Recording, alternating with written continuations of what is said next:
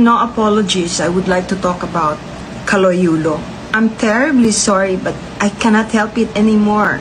You know, masyado nang matindi ang tabas ng dila ng batang ito. Hindi ko nakinaya.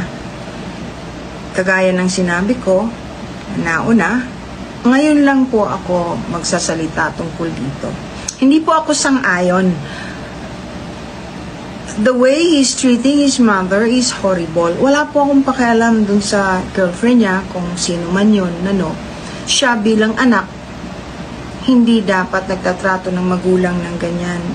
Kahit anong sabihin, mali po yun. Yung pagtulong sa magulang ay hindi responsibilidad. Ito po ay galing sa puso ng taong marunong magmahal sa kapwa. Kay nanay mo o hindi, pero lalo na kung nanay mo. Kung mabuti kang tao, hindi ka magsasalita ng kung ano-ano dun sa babaeng pinanggalingan mo kaya ka nabuhay. Are you familiar with fetal microchimerism? Fetal microchimerism means yung po ang DNA ng ina ay nandun po sa katawan at dugo ng anak. Habang buhay ang anak, dala-dala niya yung cells na galing sa ina.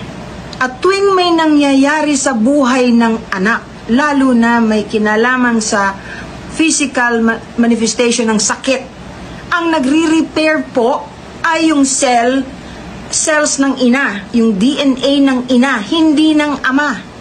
Maniwala kayo sa hindi. You know, you should try to Google it. Iho, Kaloy, marami kang hindi alam. Alam mo, parang masyadong matigas na ang puso mo. Sino ba nagturo sa iyo yan? Hindi ka naman siguro tinuruan ng nanay mo ng ganyan. Kahit ano pang kasalanan ng nanay mo pa rin yan. Kahit gano'ng kasama ang ina mo pa rin yan. Tatandaan ninyo yan. You're supposed to learn from each other. It's too bad kung nagkaroon ng kasalanan ng nanay mo sa'yo. So what? Kailangan mo rin bang maging bad? Di learn from it. Help her learn from it also. Hindi yung ganyan. Hihiyain mo yung mother mo. Tatawagin mong magnanakaw. Tandaan mo, your cells galing sa ina mo hanggang mamatay ka.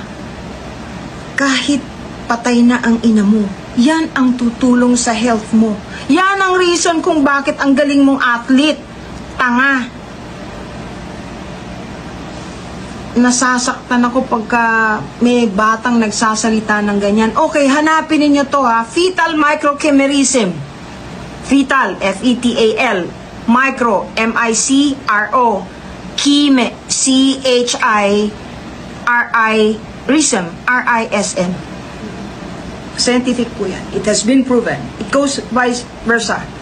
Huwag mong kalilimutan kung gaano kahalaga ang iyong ina. Maski pa masama ang ina mo, kahit pa bugaw ang ina mo pa rin yan. Huwag mong sasabihin hindi mo kasalanan na pinanganak ka.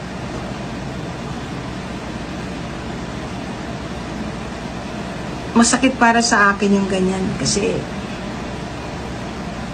tuwing manganganak ang isang babae, ang buhay niya, yung isang paa ay nasa hukay na. Kung ayaw sa'yo ng nanay mo, sabi nga ng nanay ko pagka nagagalit sa akin, buti pa sinakal na kita nung maliit ka pa. Salita lang po yon, pero ang ibig sabihin nun, ilinuwal ka niya. At hindi pwedeng sabihin pinabayaan ka. Kaya ka nga naging athlete. Kaya nga ang lusog mo. Kaya nga ganyan ang itsura mo. Kung may puso kang tao, kung may kasalanan man ang nanay mo, patawarin mo. Huwag mong binabasto sa social media. Huwag. Babalik at babalik yan sa'yo.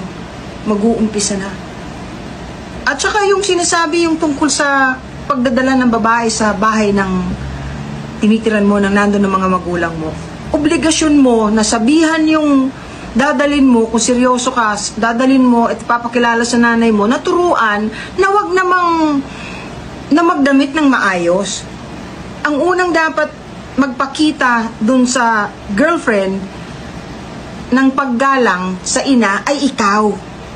Hindi niya igagalang nanay mo kung hindi mo igagalang ang nanay mo. Ngayon, gold medalist ka pa naman. Ibig sabihin, wow, macho ka, galing mo, pero talon-talo ka ng syota mo. Kayang-kaya kang ma-influence.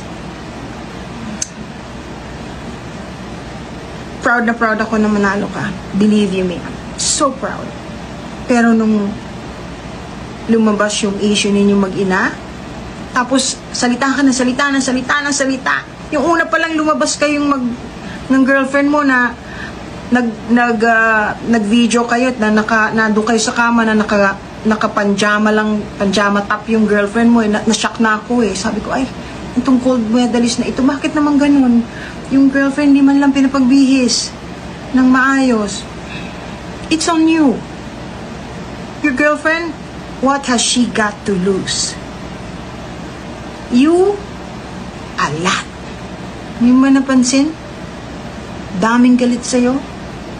Basta, kahit gaano kasama ang ina, kahit gaano kalaki ang kasalanan, ina mo pa rin yun. Kung ayaw mo sa kanya, lumayo ka na lang. Huwag ka nang magsalita ng kung anong-ano ng pangit. Kasi babalik yan sa'yo. Yun lang. Hindi ako magsasabi ng pasensya na. Kasi galing yan sa dibdib ko at sa pag-iisip. Alam mo? Basta, balikan nyo lang po yung sinabi ko.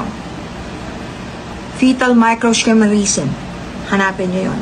Para medyo updated ng konti. Hindi masyadong mayabang ang bata na akala mo wala silang utang sa kanilang ina. Hindi ko sinasabing utang yon, pero ginawa ng Diyos yon na ang DNA ng nanay mo dala-dala mo, yung cells ng nanay mo dala-dala mo kahit patay na siya habang buhay ka para matulungan ka. Yan yun. Congratulations dun sa gold medal mo. Pinati kita nung una. Binabati pa rin kita hanggang ngayon. Sana huli mo na yan.